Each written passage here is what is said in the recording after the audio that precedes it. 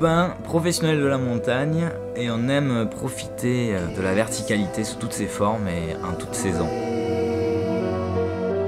La plupart des alpinistes aimeraient pouvoir rentrer après le sommet. Malheureusement, c'est pas ça la montagne. Quand on est au sommet, on est loin d'avoir fini. On a trouvé un moyen plus rapide de descendre.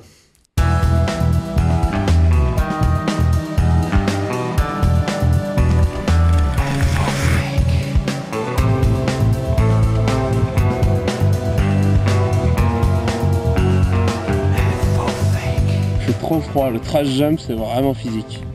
Ce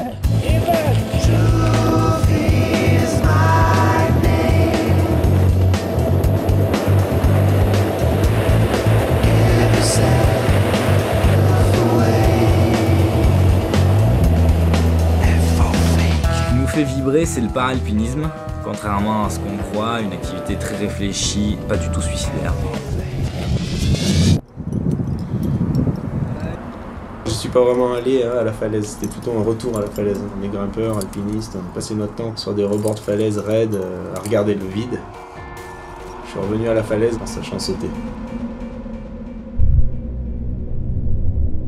Pas de sixième sens, hein. Je pense qu'au contraire, on se méfie de nous, on se méfie de ce qu'on pense, on se méfie de ce qu'on peut oublier.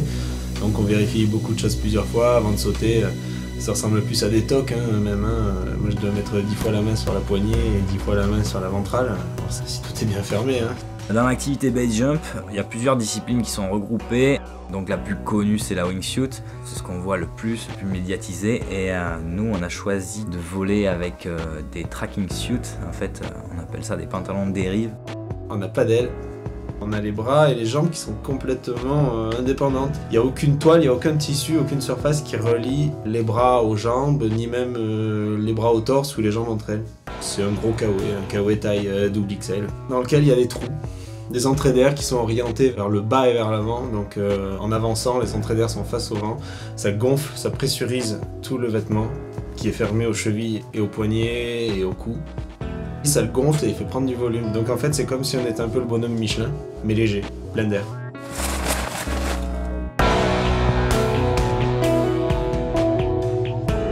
Ça augmente notre surface, donc notre portance. Par ce biais on arrive à augmenter la finesse. On a une finesse de 1, 100 mètres perdus, on a avancé de 100 mètres à peu près. Hein. Ça fait une pente de 45 degrés. Ça permet de voler sur pas mal de reliefs en montagne. Finalement, en montagne, il y a beaucoup de pentes qui sont à 45 degrés ou plus, toutes les montagnes raides, les pieds de falaise, les dalles, les talus raides. Ça nous permet de rallonger énormément les sauts.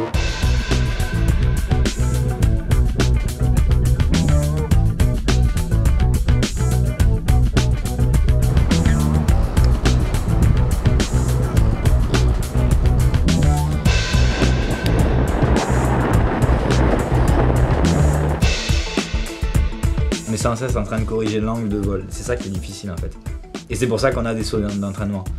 C'est qu'au fur et à mesure qu'on chute, il y a un angle qui sera optimum. Et après, au fur et à mesure qu'on a pris de la vitesse, vu qu'on a du vent relatif, vu qu'on avance, et après il va falloir corriger l'angle. Et en permanence on corrige pour aller le plus loin possible. Et c'est ça qu'on trouve super intéressant dans le pantalon de dérive, dans le tracking suit. C'est ça, c'est la recherche en permanence du bon angle. Et il n'y a pas de moment où on arrivera à ressourcer pour remonter. Il faut toujours être bien calé dans l'angle pour aller le plus loin possible. On est parti des sauts qu'on fait tous les jours en fond de vallée, à des sauts un peu plus moyenne montagne, et puis finalement en haute montagne, avec plus de marge, plus de recherche, plus de problèmes météo, plus de tout. Et on s'est limité à des voies plus faciles, qu'on arrivait à grimper avec moins de matos, qu'on grimpait en grosse, vite. C'était vraiment agréable de se balader en montagne comme ça. Ça nous permet de ne pas laisser du matos en haut, de ne pas y retourner. Parce qu'au final, quand on est trop chargé, déjà un vol, on se fait pas plaisir parce qu'on vole pas bien. Et quand on grimpe, on se fait pas plaisir parce qu'on est trop chargé pour grimper. C'est le saut parfait en montagne, hein, Lolland. C'est vraiment une grande montagne, c'est raide. Il y a 500 mètres de raide en haut. Et ensuite, un peu moins raide, mais on est quand même bien raide. Et il s'envole.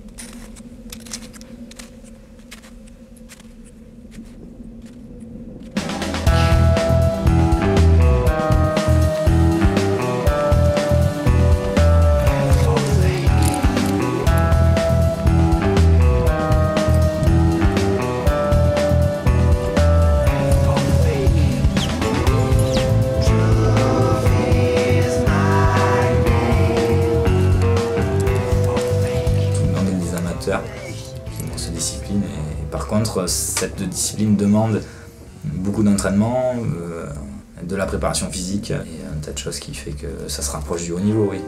Parce qu'on n'a pas le choix. Ça reste un sport dangereux si on n'exécute pas tout correctement.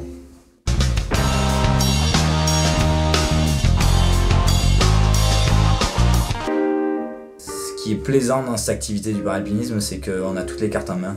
L'alpinisme, c'est être responsable de son corps, être 100% responsable de soi. Pas se fier à quoi que ce soit d'autre. Il n'y a personne qui décide pour nous. Allez, ça va, il faut qu'on batte.